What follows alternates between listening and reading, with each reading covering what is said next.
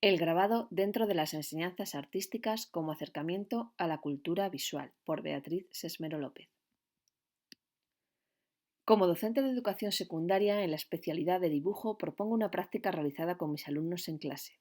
Esta práctica se enmarca dentro de un enfoque pedagógico y diversos mecanismos de enseñanza-aprendizaje para la práctica artística en general, usando el grabado como herramienta metodológica para la aplicación de conceptos y contenidos artísticos de las mismas. De esta forma, el grabado actúa como eje motivador de los contenidos y actividades, colaborando favorablemente en el proceso de formación del alumno, estimulando su entusiasmo y curiosidad, innovación e implicación. El objetivo principal pretende un acercamiento al grabado, a sus nociones básicas de estampación y reproducción gráfica en las materias artísticas de la educación secundaria. La intención principal es restablecer la posición del grabado dentro del mundo de las enseñanzas artísticas, valorándolo como un medio de comunicación visual con un lenguaje y procesos artísticos específicos que lo hacen diferente a cualquier técnica de expresión artística. De igual modo, se pretende poner en valor sus capacidades a nivel metodológico, consiguiendo desarrollar al máximo sus capacidades plásticas, artísticas, etc. Como actividad de acercamiento al grabado, se desarrolla la práctica del frottage. A nivel artístico, el frottage fue desarrollado por Max Ernst sobre 1925.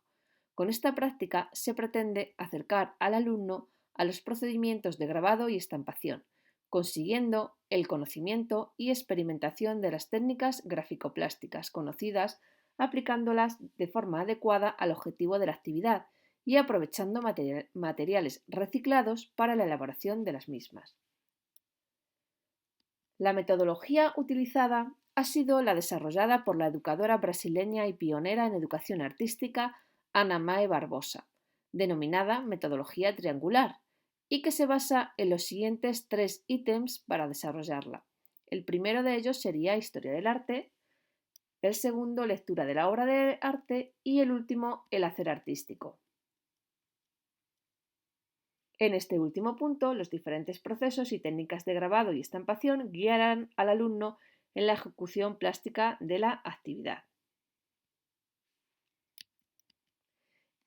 En el primer ítem, Historia del arte, se enmarcará la técnica dentro de Max Ernst y del movimiento surrealista.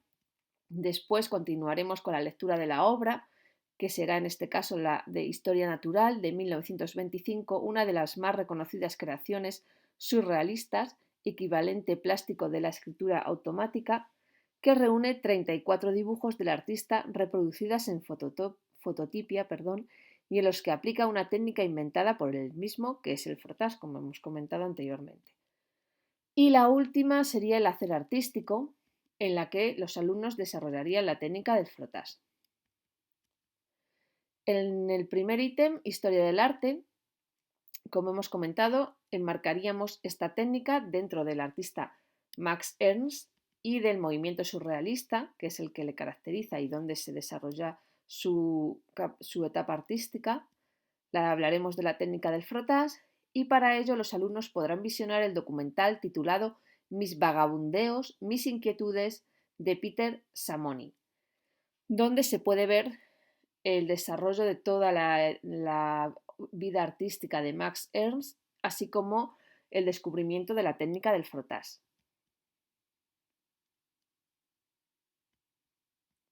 Después se realizará una lectura de la obra, que como hemos comentado es la de Historia Natural de 1925, y aquí los alumnos analizarán la técnica, los diferentes elementos expresivos que aparecen en ella, se plantearán diferentes cuestiones para que respondan a nivel individual y también a nivel grupal, y finalmente terminaremos con un debate en grupo.